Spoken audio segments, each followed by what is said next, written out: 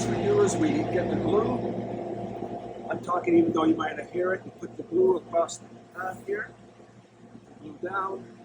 You put the piece spacer on here. Then we take our staple gun. Staple, staple, staple, staple, staple. Then after we staple, then we take this part here and we run the glue into here. Hold it down. Run the glue back. Then we run the glue back.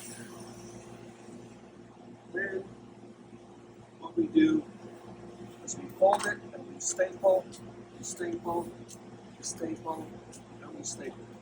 Okay. So what we want to do is we want to apply no staples at all and put the weight on here like this. And that way we sit and we let it dry. Okay, that's it.